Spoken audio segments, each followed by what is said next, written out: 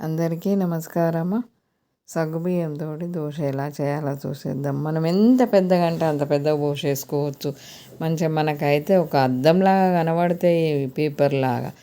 ఈ దోశకైతే మనం పోయగానే హోల్స్ చాలా బాగా వస్తాయి. మెత్తగా దూదులు ఉన్నట్టే ఉంటాయి. ఇవి అయితే పోయడం కూడా చాలా ఈజీ. మనం ఒక కప్పు సగ్గుబియ్యం నానబెట్టేసుకోవాలి ఒక 4 గంటలు.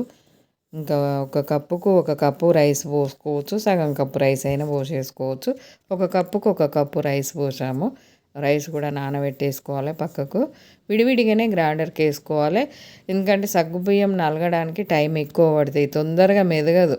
చూస్తే చిన్నగానే మెత్తగానే అనిపిస్తాయి, కానీ మనము గ్రైండర్లో ఇస్తే తొందరగా మెత్తగా పేస్ట్ కావడానికి టైం పడుతుంది.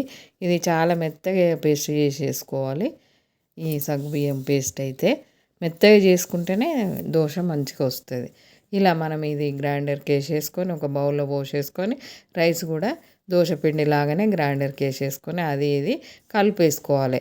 తగినంత సాల్ట్ వేసేసి ఈ పిండి ఆ పిండి దోశ పిండిలాగా కలిపి ఒక 10 నిమిషాలు పక్కకు పెట్టేసుకొని ఎంబటే వేసుకోవచ్చు.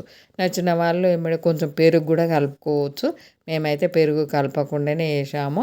చాలా బాగా వచ్చినాయి, టేస్ట్ కూడా బాగున్నాయి. ఈ సగ్గుబియ్యంతో దోశ అయితే చాలా రకాలు చేసుకోవచ్చు. ఇంకా ఒక రకం అని కాదు, మనము బొంబాయి రవ్వ కూడా పోసి చేసేసుకోవచ్చు. ఆ వీడియో కూడా మళ్ళీ ఒకసారి చూసేద్దాము. ఇప్పుడు 2 పిండిలు మిక్సీ చేసేసుకుందాం. మనము ఎప్పటికి వేసుకునే దోశ పిండి లాగానే కలిపేసుకోవాలి, ఏం తేడా లేదు. ఇలా పెంక వేడైన తర్వాత ఈ దోశ వేసుకుంటే సరిపోతుంది. మనకు నచ్చినంత వెడల్పు వేసుకోవచ్చు. రాదు అనే ముచ్చట ఏమి ఉండదు. చాలా బాగా వస్తాయి, ఈజీగా వస్తాయి. మామూలు దోశ కంటే కొంచెం టైం ఎక్కువ పడుతుంది ఇవి కాలడానికి. మామూలు దోశ అయితే ఇట్లా వేయగానే అట్లా కాలిపోతుంది.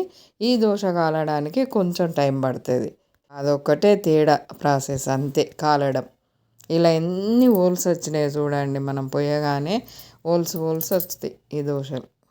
అన్నీ ఇలానే పోసేసుకుందాము. ఇంకా టేస్ట్ కూడా మామూలు దోశ కంటే కూడా ఈ దోశ టేస్ట్ ఉన్నది. కొంచెము ఏంటంటే కాలడం టైం పడుతుంది. ఈ దోశ కరకర కూడా కాల్చుకోవచ్చు. ఇలా నచ్చిన వాళ్ళు అలా కాల్చేసుకోవచ్చు. ఎర్రగా కాల్చుకోవచ్చు, ఇలా మెత్తగా కాల్చేసుకోవచ్చు.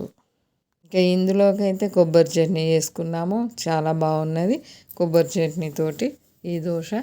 ఇంకా ఈ సగ్గుబియ్యం ఎక్కువ వాడడం వల్ల నీరసాన్ని తగ్గిస్తుంది అంటారు, చలువ చేస్తుంది అంటారు. సగ్గుబియ్యము మనకి ఎక్కువ రకరకాలు చేసుకోవచ్చు సగ్గుబియ్యంతో.